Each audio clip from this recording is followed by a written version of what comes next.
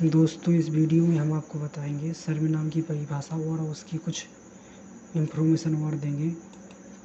जिन शब्दों का प्रयोग संज्ञा के स्थान पर किया जाता है उन्हें सर्वनाम कहा जाता है। जैसे मैं, तुम, वे, या आप, यह, वह, हम, यह, उस, कोई, कुछ। सर्वनामों का प्रयोग किसी व्यक्ति, वस्तु, स्थान या भावों को व्यक्त करने के लिए किया जाता है। सर्वनाम की उपयोगिता तो सर्वनाम भाषा के सहज, सुंदर और सुविधाजनक बताते हैं। उदाहरण के लिए सर्वनाम के बिना किसी स्थापिति देखिए, मोहिनी स्कूल की गई है। स्कूल से आते ही मोहिनी सी साखी के साथ घर जाएगी। फिर मोहिनी का और साखी का काम करेगी। फिर मोहिनी को साखी मिलेगी, तब मोहिनी कर लौटेगी। अब देख लेते हैं सर्वनाम के भेद। तो पुरुषवाचक जैसे इसमें आ जाता है मैं, तुम, वह, हम। ठीक है। निर्वाचक अपने, आप। और निश्चयवाचक अनिश्चयवाचक संबंधवाचक और प्रश्नवाचक हो जाता है। ठीक है। प्रश्नवाचक। तो पुरुषवाचक सर्वनाम संज्ञा शब्दों के स्थान पर पुरुषों, मानसिक या भौतिक को सूचित करने के लिए प्रयुक्त सर्वनाम होते हैं। इनमें सबसे प्रमुख उदाहरण वह और वे होते हैं, जिनका उपयोग पुरुषों के स्थान पर किया जाता है। जिस सर्वनाम की मदद से हम किसी व्यक्ति की पहचान कर सकते हैं, तब हम उनका नाम नहीं जानते हैं। इनके अलावा और भी पुरुषवाचक सर्वनाम होते हैं, जिनके कि मैं, तुम, आप, उस, वह आदि। इस सर्वनाम का उपयोग विभिन्न संदर्भों और वक्तों में किए जाते हैं, तब हम व्यक्ति के संदर्भ को स्पष्ट करने के लिए उनकी और भावों को देख सकते हैं। इस तरह पुरुषों की वाचक सर्वनाम वाक्यों को संदर्भ करके समझने में मदद करते हैं और व्यक्तियों के साथ संवाद सुचारू रूप से उपयोग होते हैं। पुरुषवाचक सर्वनाम के भेद होते हैं। किसी भी प्रसंग में वक्ता के सामने 3 प्रकार के पुरुष आते हैं। पहला वह स्वयं, दूसरा सुनने वाला, तीसरा कोई और अन्य व्यक्ति जिनके बारे में बातचीत हो रही हो। अतः मैं प्रचलित पुरुषवाचक सर्वनाम के नाम के भेद होते हैं। उत्तम पुरुष सर्वनाम व्यक्ति की ओर से होते हैं जो बात कर रहे हों। उदाहरण सवर्ण रूप में हम, हमारा, मेरा आदि। मध्यम पुरुष सर्वनाम इनमें सर्वनाम व्यक्ति के साथ या उनके और होते हैं जिसने बात हो जा रही है। उदाहरण के स्वरूप तुम, तू, तुम, हमारा, आप, अपने आदि।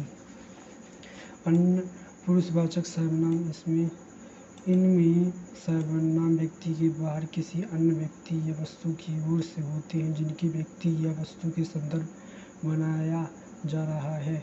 तृतीय भेद के उदाहरण सर्वनाम है वह, भी, उनका, उनकी आदि। ठीक है। इन 3 प्रमुख भेदों के अलावा और भी कई सर्वनाम होते हैं जो विशिष्ट संदर्भों में उपयोग होते हैं, लेकिन 3 प्रमुख भेद हमारे वाक्यों में सबसे आम प्रयुक्त होते हैं। डॉक्टर देव शर्मा के अनुसार पुरुष के एकवचन रूप में अपवाचित और बहुवचन समावेशी होते हैं। मैं चला, इस वाक्य में वक्ता के अतिरिक्त और किसी बोध नहीं होता है, किंतु हम चले वक्तृता और अतिरिक्त उपयोगकर्ता और लोगों में स्पष्ट हो जाते हैं। तू चले या चले स्पष्ट व्यक्ति के अतिरिक्त और किसी भी ग्रहण नहीं होता है, किंतु तुम, लोग और वे चलशीलता में अतिरिक्त और भी ग्रहण। इन उदाहरणों के स्पष्ट है। पुरुष का एक वचन उपजाति होती है और बहुसमावेशी होती है। पुरुषवाचक सर्वनाम के उदाहरण: आज मैं स्कूल जा रहा हूँ।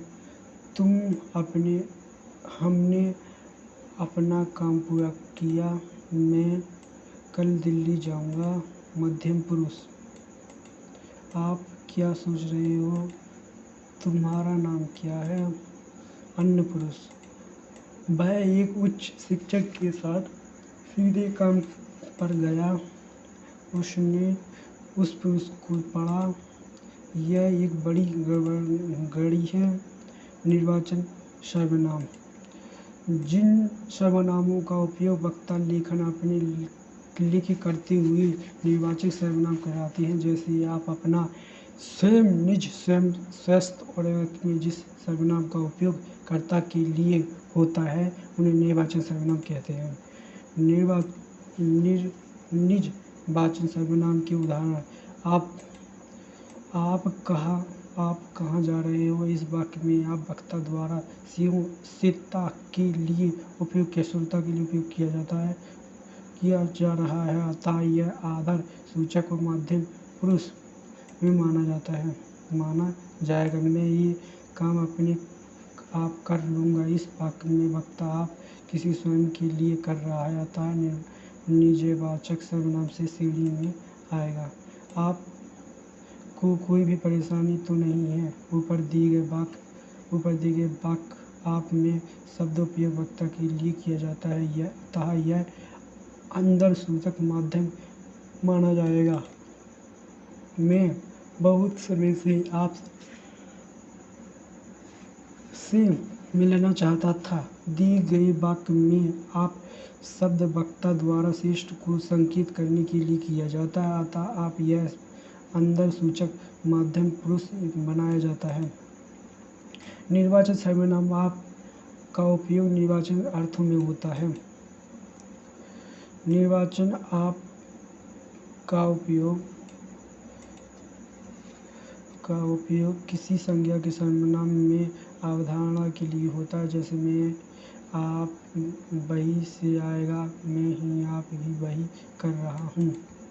निर्वाचन आप का उपयोग दूसरे व्यक्ति के निराकरण के लिए होता है। जैसे उन्होंने मुझे रुकने के लिए कहा और आप जल्दी बने और औरों को भी अपनी ओर सुधार रहा है।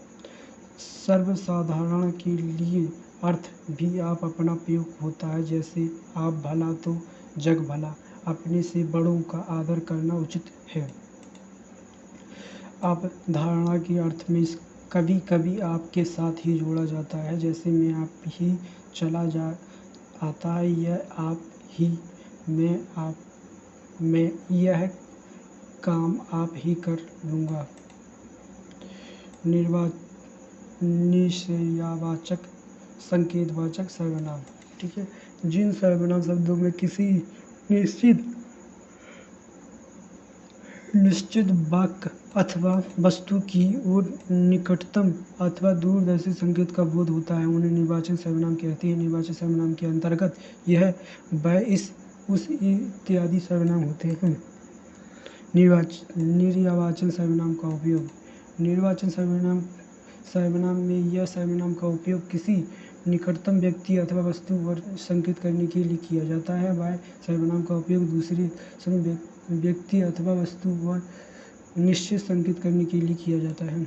जैसे यह सर्वनाम का उपयोग संज्ञा अथवा संज्ञा वाक्यों के साथ निश्चयबोध करने के लिए किया जाता है। जैसे इस उम्र में शादी करना यह आपको शोभा नहीं देता। इस वाक्य में संज्ञा के स्थान पर यह प्रयोग किया गया है। निर्वाचन सर्वनाम के वाक्य: वह खाना खा रहा है, यह फर्श गीला है, यह मिठाइयाँ खराब है, वे मिठाइयाँ खराब हैं।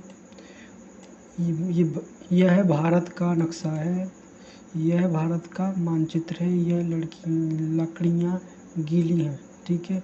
निश्चयवाचक सर्वनाम के उदाहरण या व्याख्या देखते हैं। तो यह किसका फ़ोन है? तो उपयुक्त वाक्य में निगाड़तम वस्तु और संकेत करने के लिए उपयोग का यह उपयोग किया गया है, अतः वाक्य में निर्वाचन सर्वनाम का उदाहरण होगा। वह किसका सामान है? उपयुक्त वाक्य में दूरवर्ती वस्तु की ओर संकेत करने के लिए वह सर्वनाम का उपयोग किया जाता है, अतः यह वाक्य निर्वाचन सर्वनाम का उदाहरण होगा। भीड़ के एक बस में आग लग दी और सब मैंने अपनी आँखों से देखा। उपयोगकर्ता वाक्य में पहले ही वाक्य के स्थान पर यह उपयोग किया जाता है, अतः सर्वनाम का उपयोग पहले कहे गए वाक्यों के स्थान पर ही किया जाता है, इसलिए वाक्य निर्वाचन सर्वनाम का उदाहरण है। अरविंद अब यह चाहता है कि मैंने अपनी काफ़ी उपयोगकर्ता वाक्य में ही कह जाने पर वाक्यों के स्थान पर यह उपयोग किया जाता है कि अतः यह उपयोग बाद में कहीं अपने वाली बात को स्थान पर न किया जाए। वह गाय है। उपयोगकर्ता वाक्य में सर्वनाम का उपयोग गाय की ओर संकेत करने के लिए हुआ है। इस वाक्य में वह उपयोग होने से यह समझ में आता है कि गाय वक्ता से कुछ दूसरी मौजूद है, अतः यह वाक्य निर्वाचन निश्चयवाचक सर्वनाम का उदाहरण है। यह मेरा बड़ा भाई है। यह पीठ मेरी नहीं है। ये गाय किशोरी की है। यह खाना मैंने नहीं बनाया नहीं, यह गंगा जल है। उपयोगकर्ता वाक्यों में किसी भी निकटतम व्यक्ति अथवा वस्तु के बोध करने के लिए यह और प्रयोग किया गया। इन वाक्यों में से पता लगता है कि यह प्रयोग एक वचन की अथवा कि प्रयोग बहुवचन में किया जाता है, अतः उपयोगकर्ता वाक्य में निश्चयवाचक सर्वनाम के उदाहरण है। वह सुनील का सामान है। वह कुर्सी है। उपयोगकर्ता वाक्यों में किसी भी दूरदर्शन व्यक्ति अथवा वस्तु के बोध करने के लिए वह और वे प्रयोग में किया गया। इन वाक्यों से यह समझ में आता है कि प्रयोग में एक वचन के साथ वे उपयोग में बचपन में ही किया जाता है, अतः उपयोगकर्ता वाक्य में निर्वाचन उपयोग के उदाहरण हैं। लोगों के चोर को वह मारा कि बेचारा अंधकार हो गया है। यह तो आप मुझे शर्मिंदा कर रहे हैं। उपयुक्त वाक्यों में यह और वह का उपयोग किया गया विशेष समान किया गया है, अतः यह और वह प्रयोग किया गया विशेष के समान भी होता है। अनिवार्य सर्वनाम।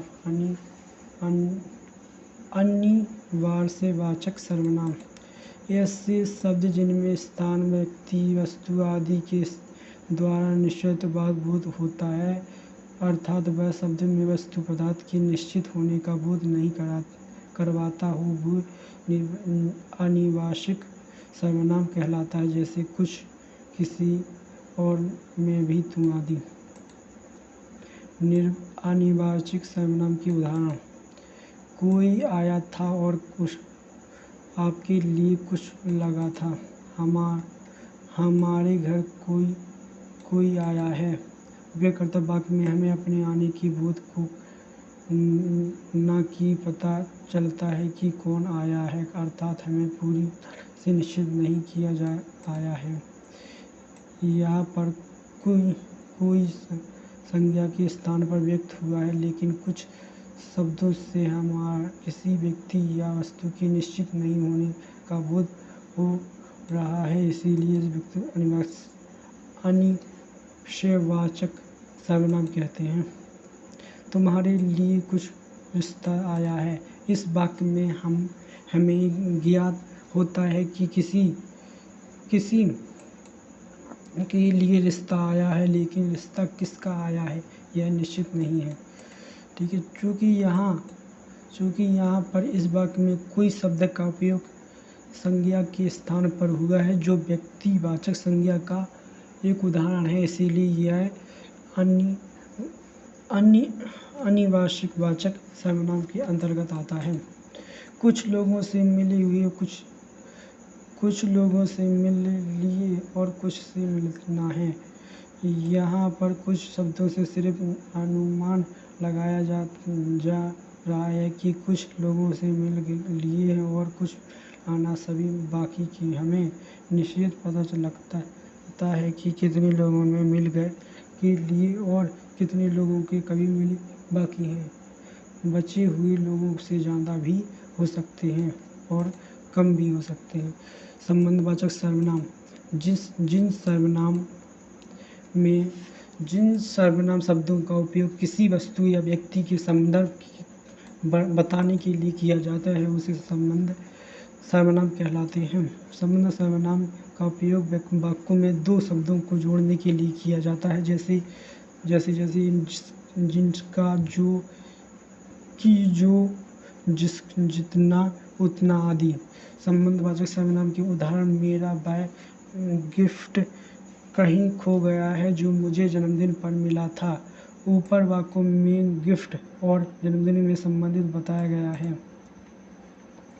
जो पढ़ाई करेगा वह पास होगा। उत्तर ऊपर वाक्य में पढ़ाई और पास होने से संबंधित बताया गया है। जितना कर्म करोगे उतना जल्दी लक्ष्य मिलेगा। इस वाक्य में हम देख पा रहे हैं कि जितना उतना शब्दों का उपयोग करने के और लक्ष्य में संबंध बताने का उपयोग किया गया जा रहा है कि कितना कर्म कि उतना लक्ष्य जल्दी मिल जाता। जितना उतना संबंध सर्वनाम के उपयोगिता अंतर्गत में आते हैं।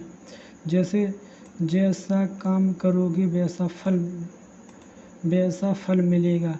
ऊपर दिए गए वाक्य में जैसा आप देख सकते हैं, जैसा वैसा का उपयोग करके वश और फल में संबंधित बताया जा रहा है कि जो जैसा करेगा वैसा ही उसको फल मिलेगा। अतः जैसा वैसा भी संबंधवाचक सर्वनाम की विशिष्ट श्रेणी में आएगा। प्रश्नवाचक सर्वनाम जिस सर्वनाम का उपयोग करके किसी व्यक्ति, स्थान, वस्तु इत्यादि के बारे में प्रश्न पूछा जाता है उसे प्रश्नवाचक सर्वनाम कहते हैं। प्रश्नवाचक के वाक्य कुछ प्रश्नवाचक सर्वनाम के वाक्य कौन, किसका, क्या, किसके, कैसा, कब, क्यों, कहाँ, किस लिए। नोट्स इस वाक्य में प्रश्नवाचक सर्वनाम के उपयोग में प्रश्न पूछे गए थे किया गया। इस वाक्य के अंतर्गत प्रश्न चिन्ह उपयोग किया गया जाता है। प्रश्नवाचक वाक्यों के उदाहरण कौन जा रहा है। ऊपर दिए गए वाक्य में किसी व्यक्ति या वस्तु के बारे में प्रश्न पूछा जा रहा है जिसमें प्रश्न सर्वनाम शब्द का उपयोग किया गया है। क्या हुआ। ऊपर वाक्य में भी प्रश्न की पूछा जा रहा है, अर्थात उसमें भी प्रश्नवाचक सर्वनाम शब्द का उपयोग किया गया है। प्रश्नवाचक सर्वनाम शब्द के अन्य उदाहरण तुम कौन हो, तुम क्या चाहते हो, तुम्हारा घर कहाँ है, तुम किसे ढूंढ रहे हो, तुम कहाँ जा रहे हो, तुम क्या बोल रहे हो, तुमने उसे किस बुलाया है, तुम्हारा भाई कौन है, तुमसे यह किसने कहा, क्या तुम्हें जानते हो कि तुम क्या कह रहे हो।